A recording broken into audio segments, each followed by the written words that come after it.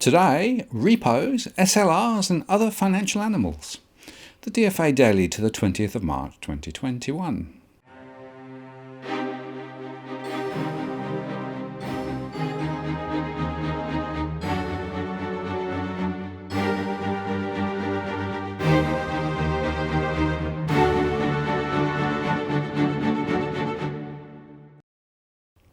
Hello again, it's Martin North from Digital Finance Analytics. Welcome to this post covering finance and property news with a distinctively Australian flavour.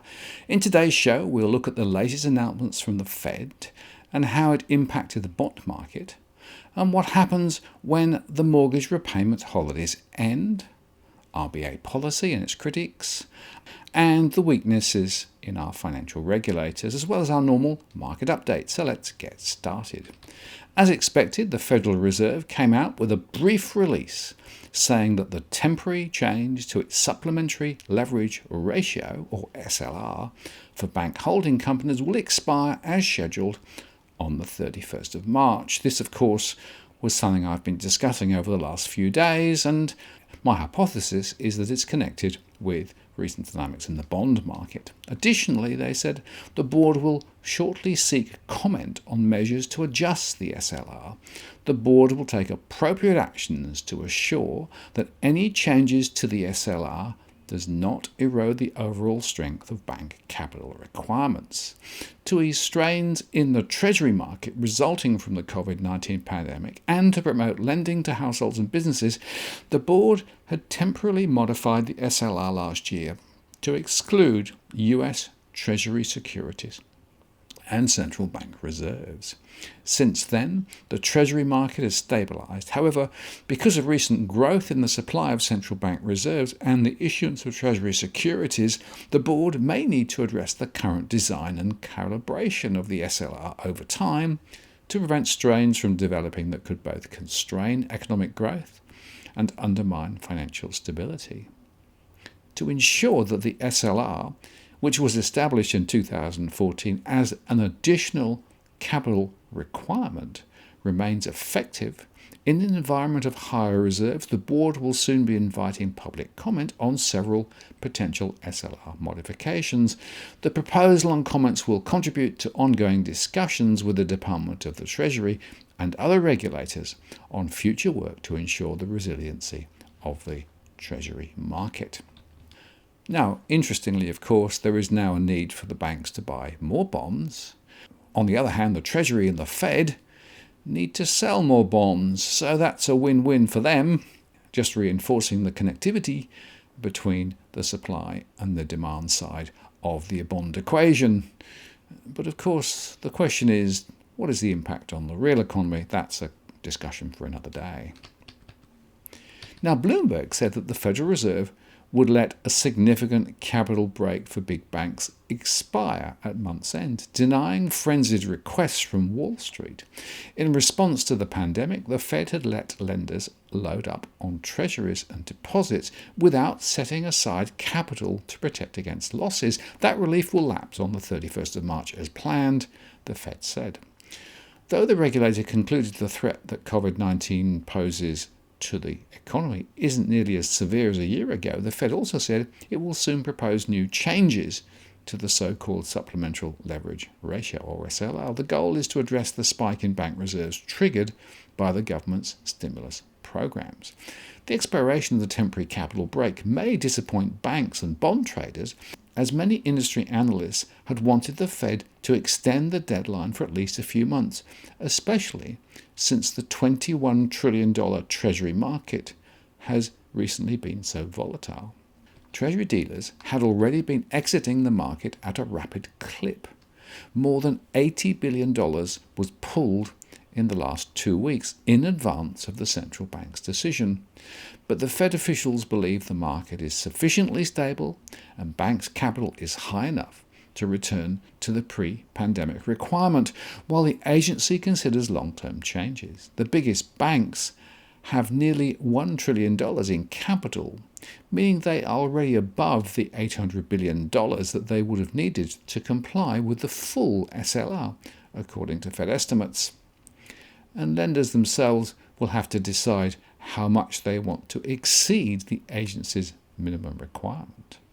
With the Fed declaring banks to be well capitalised, there's a chance it will no longer be able to justify its pandemic-spurred constraints on dividends.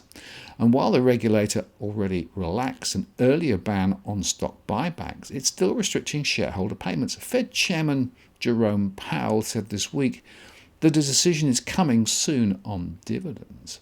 This takes out of play the biggest political impediments to the Fed removing all COVID-19 related restrictions on big bank capital distributions. Jared Steinberg, an analyst at Cohen & Co., wrote in a Friday note, the Fed could drop its remaining constraints this year, he predicted. Central bank officials provided no details on the permanent modifications they propose to the SLR, but they did say they didn't want the industry's overall capital levels to change. The Fed added that it would work with the other banking agencies, the Office of the Comptroller of the Currency, and the Federal Deposit Insurance Corporation. These regulators also announced on Friday that they will let the temporary relief end on March the 31st. The agency's decisions mean big banks such as JP Morgan Chase & Co. and Citigroup and Bank of America Corp. must soon return to their customary SLR. That's a measure of their capital against all their assets. And it's a mistake, Priya Misra, global head of rates strategy at TD Securities, said in a Bloomberg TV interview. I don't think the market was ready for this relief to be removed. The bank index fell 1% in New York, with all but one of the 24 companies in the index slumping. JP Morgan declined 2.7%, the biggest drop in the index, followed by Wells Fargo at 2.2%. The 10-year Treasury yield rose after the announcement, as many Wall Street strategists speculate the end of the regulatory break will induce some banks to shed treasuries. The benchmark borrowing rate hovers around 1.75%. The Fed did provide, though, another recent consolation by more than doubling to $80 billion the maximum overnight reverse repo activity a participant can execute through the central bank's facility. That would absorb some of the pressure of too much government stimulus cash sloshing through the system by giving money market funds a place to put it. So they do continue to manipulate the market pretty heavily. As Credit Suisse Group's Zoltan Pozsar put it this week, the Fed is foaming the runway to deal with the stress of going back to the existing leverage rule by giving banks an additional ability to direct deposits into money market funds. Fed officials said on Friday that the move was a monetary policy decision and not directly related to the leverage limit. But of course they would say that, wouldn't they? For the past year, that relaxed leverage cap has allowed the lenders to take on as much as $600 billion in extra reserves and treasuries without bumping up their capital demand. The bank could now be under pressure to shed some of those assets or seek more capital, which of course is costly. JP Morgan said it might consider turning away certain deposits as a result, and some treasury market strategists expect a hit to the market as the biggest lenders potentially sell holdings. The Fed faced intense political pressure from Democrat lawmakers, including Senate Banking Committee Chairman Sherrod Brown and Senator Elizabeth Warren, to let the capital break lapse on March the 31st. While Democrats lauded Friday's announcement, they will likely scrutinize the agency about its decision to propose permanent changes to the SLR. In a February 26th letter to the Fed, Brown and Warren called it one of the most important post-crisis regulatory reforms. Brown said in a statement on Friday that ending the break is a victory for lending in communities hit hard by the pandemic. And in a message on Twitter, Warren called it the right decision for keeping our banking system strong. Ira Jersey, a rate strategist for Bloomberg's Intelligence, predicted regulators will eventually let banks exclude reserves from the SLR calculations, but not treasuries.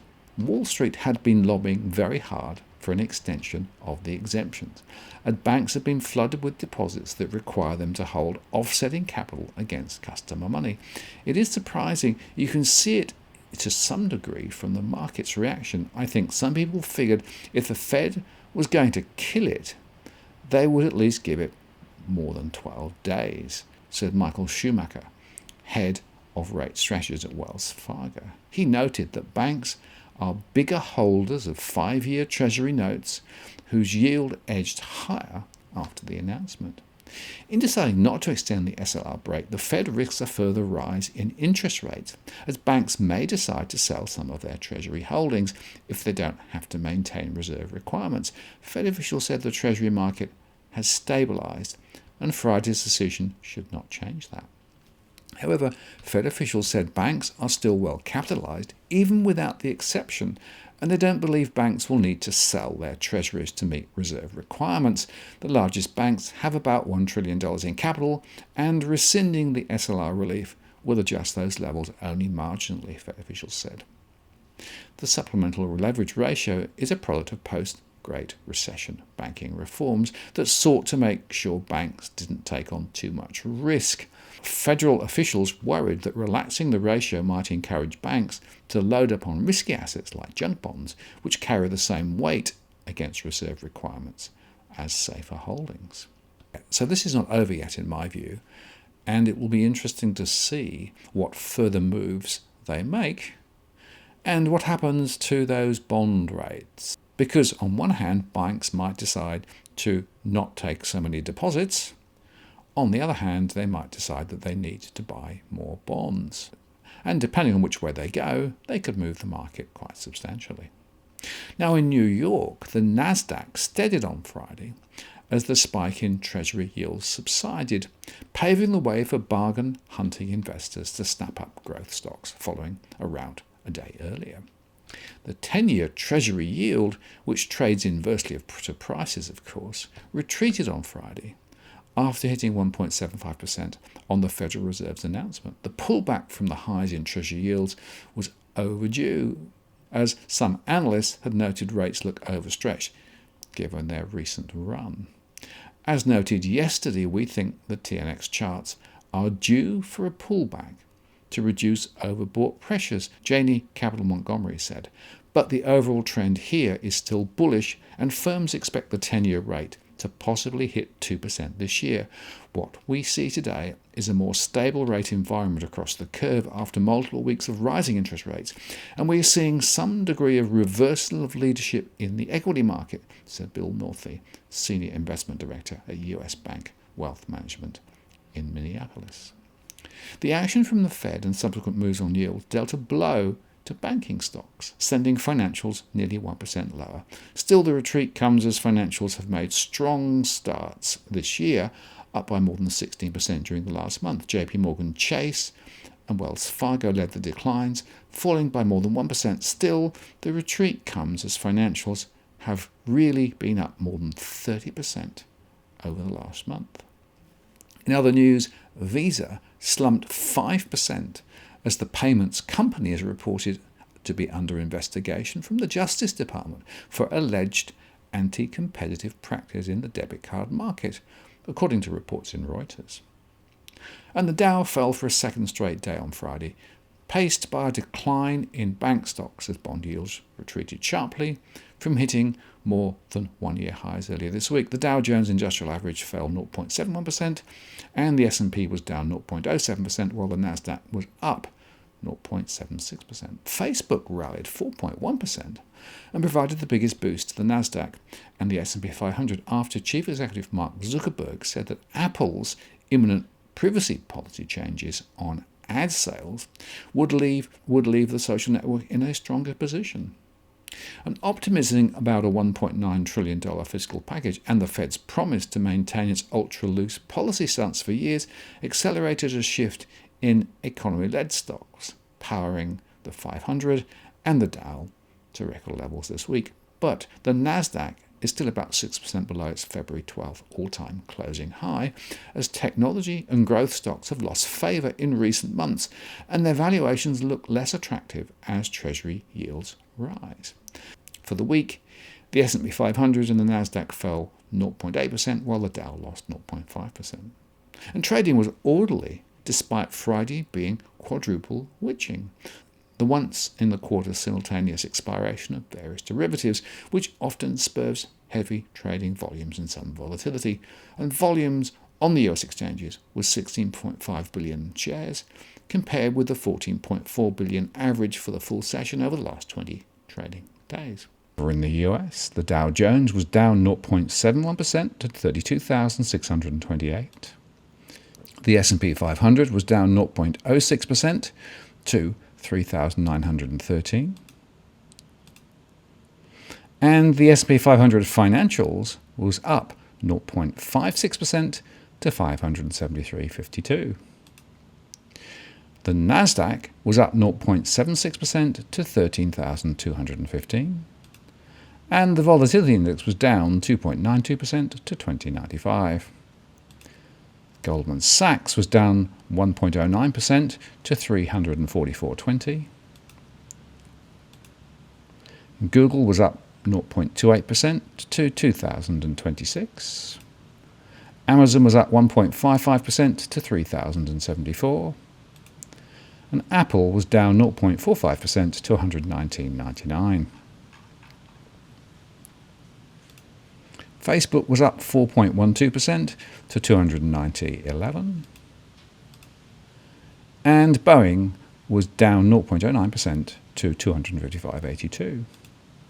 While GE was down 0.23% to 13.22. And Intel was up 0.05% to 63.76.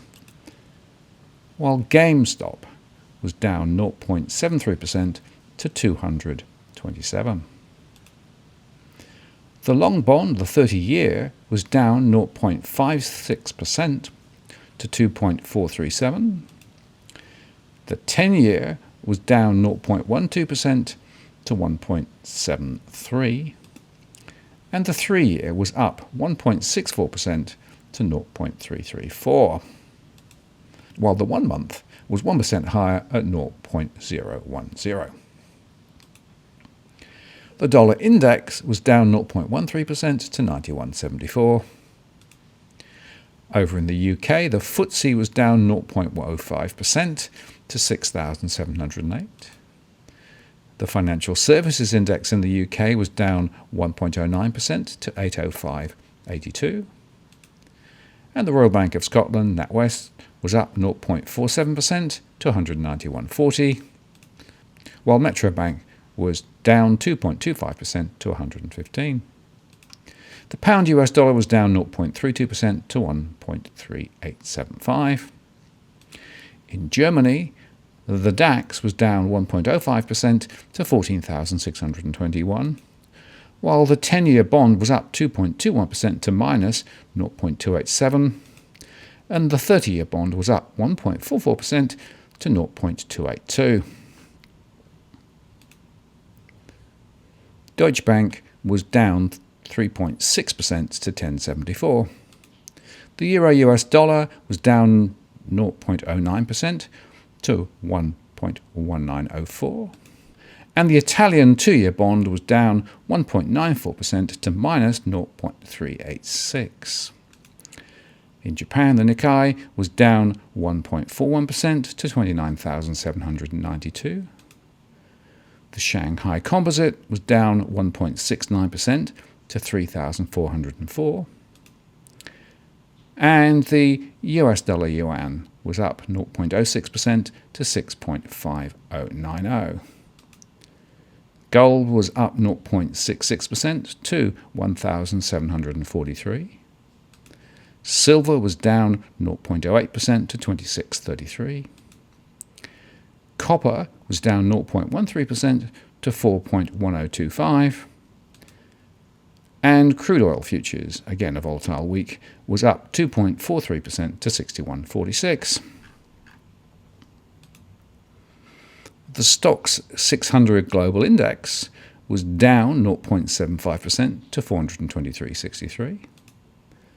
The iShares Russell 2000 ETF was up 0.75% to 226.94. The S&P 500 futures was down 0.24% to 3,896, while the Nasdaq futures was up 0.37% to 12,827. And in crypto land, Ethereum was up 2.01% to 1,815. While Bitcoin, up near its highs again, was up 1.23% to 58,330. Now, back in Australia, tens of thousands of homeowners are expected to need ongoing support after pandemic mortgage holidays end next month. The nation's largest lender, CBA, revealed on Wednesday that some 25,000 households had yet to resume repayments at the end of January, with debt totaling $9 billion. Although it's far less than at the height of the pandemic, Commonwealth Bank CEO Matt Comyn said those still on mortgage holidays were likely to be among the bank's most vulnerable customers. Comyn told reporters it was reasonable to expect a large number would require further assistance beyond the program's scheduled end on March the 26th. And the other major banks have said something similar. Our plan is to continue to provide support. We're working very closely with customers, Comyn said during a media call. CBA has made about 250,000 calls to those on deferred loans to check how they're doing heading into the March 26th deadline. Other major banks, which haven't provided recent figures, were holding around 67,000 other deferred loans between them at the end of last year.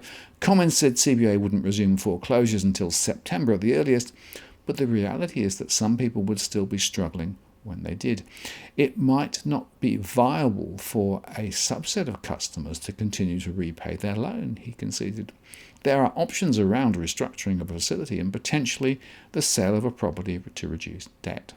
Comyn expects many people still on mortgage holidays to require more support. It's a sobering reality that Financial Counselling Australia CEO Fiona Guthrie calls a terrible policy outcome. Some people might lose their homes because of a health crisis that's no fault of their own, she told the New Daily. There's a role for some sort of government support for these people. The good news, as with much in Australia at the moment, is that things could have been far worse, according to independent economist Westlake. It's a much smaller problem than we thought, he told the New Daily. There's been a very rapid decline in mortgage deferrals, but that's the big picture story. At the household level, Westlake says many Australians would be doing whatever it took to keep paying off the mortgage, including cutting back on food and avoiding trips to the dentist. Fortunately, banks don't want to be landlords, though, and will avoid foreclosures wherever possible, Westlake said. And because households suffered less hardship than once feared, the banks will have more room to offer extra help. The banks can afford to be flexible without seriously impacting the overall quality of their mortgage book, Westlake said. Each of the major banks has a slightly different plan to ease customers back into repayments. National Australia Bank, which was carrying around 4,300 deferred loans late last year, said it will continue to offer repayment moratoriums. Will provide support for those customers based on their individual circumstances, such as through reduced loan repayments, payment moratoriums and employment support, a spokesman said. However, deferrals extended beyond March 31 will affect a borrower's credit rating. ANZ, which is due to provide an update on deferrals later, said it will continue offering short-term repayment pauses. While entering into payment arrangements with customers, we seek to make sure they are sustainable and realistic, a spokesman said. And Westpac said it was looking at its options, which could include giving more time to customers to get their affairs in order. Customers with ongoing financial challenges will receive tailored support on a case-by-case basis. We look at a range of options as part of the process, a spokesman said, notwithstanding the promise of extra support. Ms. Guthrie urged homeowners worried about resuming repayments to get in touch with their banks and brush up on their rights. There's assistance available even if you've had a loan deferred that's coming to an end. That doesn't mean you still don't have rights to ask for hardship assistance again, Guthrie said. If the creditor refuses to assist you, talk to an independent financial counsellor. According to Stephen Grenfell in the AFR, the RBA is not responsible for the post-global financial slowdown. It's austerity. And he refers to Ross Garnaut and said, Ross Garnaut is wrong to fault the Reserve Bank for not cutting rates during the dog days of 2013 to 19. The real culprit was elsewhere. Ross Garnaut's reset provides another valuable contribution to the debate on Australia's post-COVID-19 future. But in reviewing the past, he misassesses macro policy in explaining what he calls the dog days of 2013 to 19. It was fiscal austerity, not monetary policy, that restrained growth in that period. Garnaut says monetary policy was too tight, missing the opportunity to get unemployment down to match the US. Other central banks adjusted more swiftly to the new lower costs of capital by lowering the interest rates that they control more than the Reserve Bank of Australia lowered the Australian policy rates. This caused the foreign exchange value of the Australian dollar to be higher than it would otherwise have been. In the 4 years following the 2008 global financial crisis, Australian interest rates were clearly higher than those in the US because the country had come through the GFC well, with no financial stability issues. GDP continued to grow at a reasonable pace, and inflation was at the high end of its 2 to 3% range. By 2013, commodity prices had fallen from their late 2011 peak. The real exchange rate followed commodity prices down, losing about 20% compared to the peak. The RBA's overnight cash rate was lowered quickly and substantially. True, Australia's policy rate was above America's, reflecting their very different global financial crisis experiences. Their financial sector collapsed. Emergency measures were needed in the form of a zero Fed funds rate, plus vigorous, unconventional monetary policies to prevent a 1930s-style collapse. Those crisis settings were still needed in 2013 because America's recovery was feeble, held back by the balance sheet legacy of the GFC. Should Australia have matched those emergency settings in our non-emergency environment to keep the exchange rate weaker than the market equilibrium? From 2013 to 19, the differential between the Australian and American policy rates averaged less than 1%, not enough to have had much effect on the exchange rate. If the objective was a lower exchange rate, it would have been more effective to push down the bond rate with our own QE. Foreign investors held 3/4 of our bonds and so were more sensitive to bond differentials rather than policy rates. Any competitive advantage from a lower parity rate would have come to a corresponding disadvantage to our trading partners, hence the strong international pressure not to attempt this kind of beggar thy neighbour policy. America is super sensitive to currency manipulation.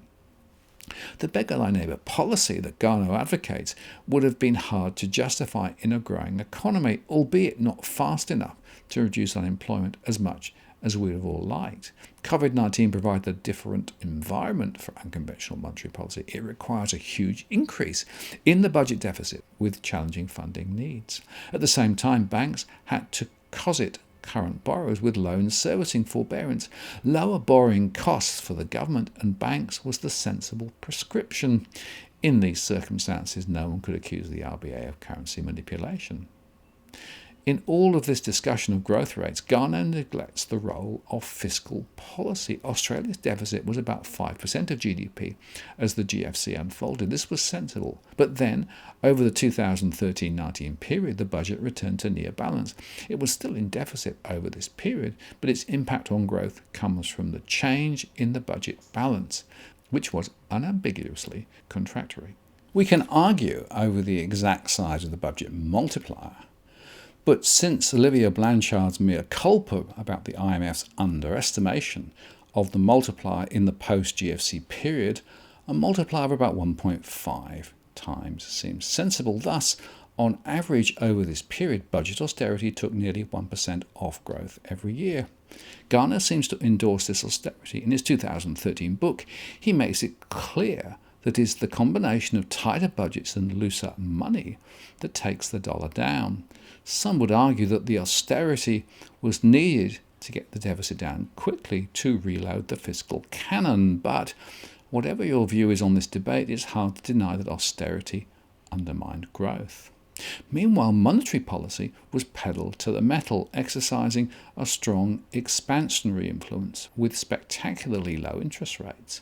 These rates was simultaneously driving a boom in asset prices, including dwellings and housing debt, and fiscal policy, on the other hand, was pulling hard on the reins. In praising America for doing better in this period, Garlow misses Donald Trump's ill-considered 2017 company tax reductions. This strong fiscal stimulus got US unemployment down to 3.5%, and it demonstrates the power of fiscal policy, but it means that the US began the COVID-19 crisis with a budget deficit of 5% of GDP and rising public debt. There is no need to follow that example, just aim for a sensible balance between monetary and fiscal policy. Now, Peter Tulip, ex-RBA, says Stephen Grenville is clever, but this op-ed shows what is wrong with the RBA. His key point is the RBA can't be blamed for errors of omission. Blame someone else. We didn't do anything, even though inflation and unemployment were veering off course. This avoidance of responsibility is why the RBA has a culture of inaction. It is why the RBA persistently misses its targets. For lower unemployment and more stable inflation, we need fundamental reform of the RBA. Yeah, well said, Peter Tulip. And Adele Ferguson also focuses in on regulatory inaction. She's an investigative journalist and wrote a column in The Age that says James Shipton from ASIC appeared in control in his first appearance at a parliamentary committee hearing since standing down, while an investigation is carried out into his relocation expenses. The last committee meeting was October, and Shipton didn't look like he would survive the year, but on Friday he said he would stick around until a new leader was found, which could take months. Until then, ASIC is in a transition phase. Not surprisingly, the commissioners wanted to make it clear it was focused on a number of investigations, including Greensill Capital, which began in November. Deputy Chair Karen Chester, who reconfirmed she had tipped her hat into the ring for the top jobs at ASIC, was looking at a number of areas related to the collapsed supply chain financier, including working with the prudential regulator, which she said was looking at Greensill's relationship with 3 insurers. In superannuation, it had 20 enforcement investigations on the go, 8 matters in litigation, and multiple surveillances about potential super trustee misconduct. And it was also in the throes of overhauling some important processes spawned from the Auditor General and Dr. Vivian Thom's review of ASIC's governance. It is clear that both the Auditor General and Dr. Thom identified some significant failures in ASIC's processes and procedures in managing relocation expenses for both myself and the former Deputy Chair, Mr. Daniel Credden, Shipton said at the hearing. Changes include establishing an Executive Integrity Committee with oversight of ASIC's obligations to notify the Australian Commissioner for Law Enforcement Integrity, the ACLEI, of corruption issues involving its law enforcement activities, new policies relating to approving and signing off expenses, building a centralised breach reporting register for staff to manage conflicts, and finalising review of potential procurement breaches. ASIC has already adopted one key recommendation of the 2015 Capability Review, which was to appoint a senior officer to step down and perform the functions in a head office role. In this role, Mr. Warren Day will have responsibility for management of operational aspects of ASIC's activities. He said this will free up the Commission to focus on regulatory and enforcement decision-making, key strategic issues, external relations and communication. The key message was ASIC is a proactive regulator, not reactive, a novel concept given its track record, she says. But reactive regulators have been a recurring theme in this country. It was a criticism also levelled at Australia's financial crimes watchdog, AUSTRAC, earlier on Friday, when Senator Deborah O'Neill lobbed a series of questions at 2 officers about its capacity to have oversight on money laundering breaches. What became clear from her questions is that the regulator has a lot of gaps to fill in bringing it in line with global counterparts, including New Zealand. The first relates to the number of entities in its orbit due to a government failure to amend the Anti-Money Laundering and Counter-Terrorism Financing Act to include industries such as real estate, fine art, jewellery, as well as so-called gatekeeper professions such as lawyers and accountants. If introduced, it would expand the number of entities required to register with AUSTRAC as a reporting industry from 15,000 to more than 100,000. These industries would be obliged to report any suspicious activity or cash transactions over $10,000 to AUSTRAC. Until they do, crooks will be able to exploit the booming real estate market and the absence of anti-money laundering and counter-terrorism financing in real estate and launder money by buying high-value properties. In relation to gateway professions such as lawyers, the Panama Papers leaked in 2016 showed how a law firm can facilitate various money laundering schemes to enable billions of dollars to slip through undetected until the leak. Shortly after the Panama Papers scandal, the government launched a feasibility study to investigate widening AUSTRAC's net. It then announced plans to update the Act, but that was in 2018, and since then there has been little movement. As we saw from the Westpac money laundering scandal, the risks are real. The bank receives a record fine after being caught breaching AML laws more than 23 million times, including allowing customers to transfer money to the Philippines for the purpose of child exploitation. At least one of those customers made 625 transactions between 2013 and 19, including transferring money to a person in the Philippines who was arrested in 2015 for child trafficking and live streaming of child sex shows and selling child sex. O'Neill pointed to another case mentioned in the Financial Action Task Force, an Egmont Group report in December 2020, that didn't attract any fines despite banks being involved. It states that in 2017, the Australian Border Force found that more than $500 million had passed through Australian bank accounts since 2014 after it was referred from an international partner. Upon further reading, the $500 million was the proceeds of crime for South American cocaine cartels. The criminal proceeds were transmitted to bank accounts in Southeast Asia before they were subsequently layered through a multitude of Australian bank accounts. The proceeds were remitted to offshore bank accounts or used to purchase small high-end electronic devices for export to companies in Southeast Asia and the Middle East. The undervaluation of exported devices exaggerated the illicit value being transferred offshore, the report said. AUSTRAC did a great job pinging Westpac, Commonwealth Bank and Tabcorp for rampant breaches of the Act. It was a huge win. And in the case of Westpac, the $1.3 billion fine was the largest anti-money laundering penalty ever handed out outside of the US. But when it comes to the gambling sector, AUSTRAC has been a massive disappointment.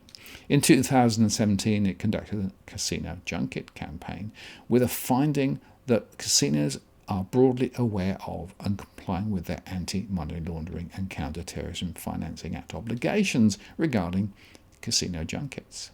For years, there have been reports of systemic money launderings at Crown Resorts, including an ABC Four Corners expose back in 2017. Then in 2019, a joint venture with the Sydney Morning Herald, The Age and 60 Minutes revealed Crown had links to Chinese crime bosses, drug syndicates, money laundering and alleged sex trafficking rings. It took AUSTRAC until October 2020 to finally launch an inquiry. This was after the New South Wales casino regulator ventilated the issues in a very public, high-profile inquiry through 2020. When asked about how many other companies it was investigating, AUSTRAC declined to respond, taking regulatory opaqueness to a whole new level.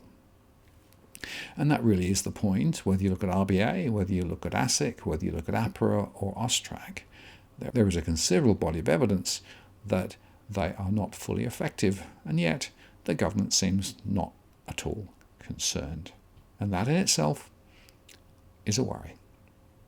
And so to the local markets. The ASX 100 closed down 0.61% to 5,519. The ASX 200 closed down 0.56% to 6,708. The Financial Services Index fell 0.31% to 6,043. And the Real Estate Trusts rose 0.78% to 1,390. The Local Volatility Index rose 9.95% to 1375. And the S&P ASX 200 futures fell 0.1% to 6,664. Amongst the banks, ANZ was up 0.32% to 28.23. CBA was down 1.21% to 84.71. NAB was down 0.31% to 25.93. And Westpac was up 0.33% to 24.52. Amongst the regionals, the Bank of Queensland was at 8.49.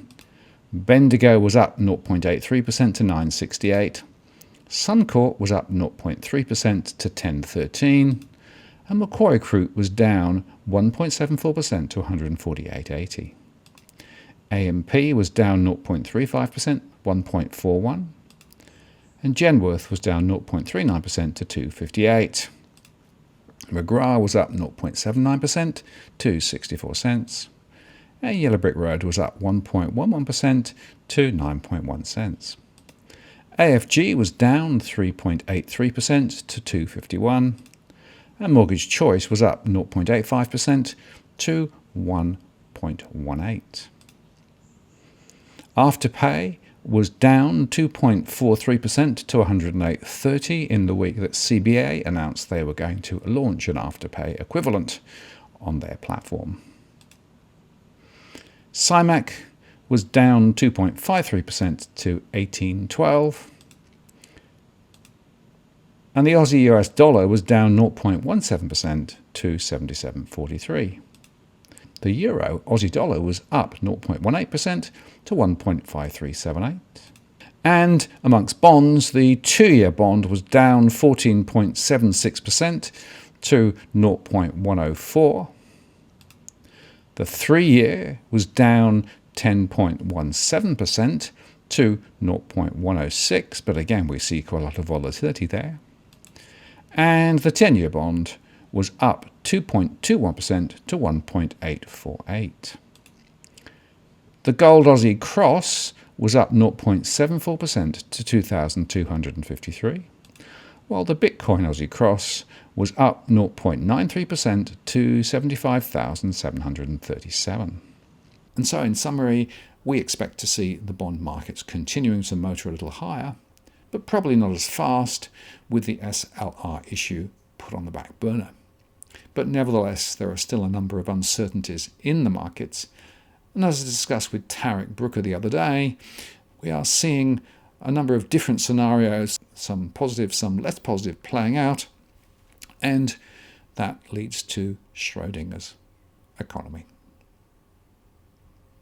And by the way, on Tuesday at 8 p.m. Sydney time, I'll be joined by Damien Klassen, and he's going to discuss the latest on the markets.